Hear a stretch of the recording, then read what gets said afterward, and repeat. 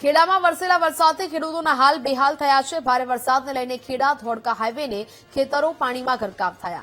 1000 વીઘા કરતાં વધુ જમીનમાં પાણી ભરાતા પાકોને નુકસાન થવાની ભીતિ છે। ડાંગરનો પાક નિષ્ફળ જવાની ખેડૂતોને ભીતિ સતાવી રહી છે। તાત્કાલિક સર્વે કરીને સહાય ચૂકવવાની ખેડૂતો દ્વારા માંગ કરવામાં આવી। ડાંગરનો પાક નિષ્ફળ જશે તેવી ખેડૂતોને ડર સતાવી રહ્યો છે। 1000 વીઘા કરતાં પણ વધુ જમીનમાં પાણી ભરાતા પાકને નુકસાન થઈ શકે છે। તાત્કાલિક સર્વે કરીને સહાય ચૂકવવાની માંગ પણ સરકાર સમક્ષ કરવામાં આવી રહી છે। તો જે પ્રકારે ખેતરોના આ દ્રશ્યો કે જ્યાં ખેતરોની સ્થિતિ તરબોળ જેવી છે।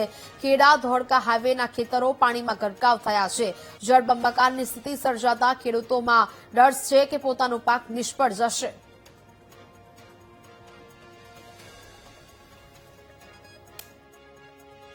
અમદાવાદ શહેર અને ગ્રામ્ય વિસ્તારમાં તો મેઘરાજાએ એવી બેટિંગ કરી કે શહેરી વિસ્તારો તો ઠીક પણ સૌથી વધારે જો ખરાબ હાલત હોય તો અમદાવાદના ગ્રામ્ય વિસ્તારોના ખેડૂતોની છે। ખેડા ધોળકા માતર બાવડાના તમામ ખેડૂતોના ખેતરો લઈ લ્યો, તમામ ખેતરો પાણીથી લબાલબ ભરેલા છે।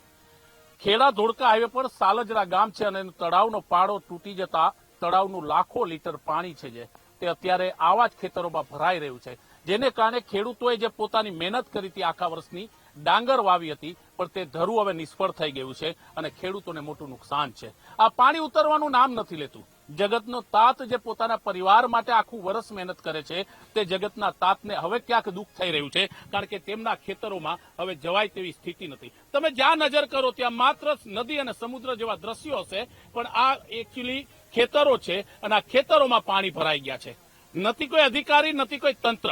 ખેડૂતને બિયારણ પણ ક્યાંક મોંઘું મળે છે, તે બિયારણ વ્યાજે રૂપિયા લાવીને આવી રીતના ડાંગર હોય કે બીજું અનાજની વાવણી કરે છે, પણ તેમાં પણ તેને નિષ્ફળતા મળે છે ત્યારે તે ખેડૂત લાચાર થાય છે।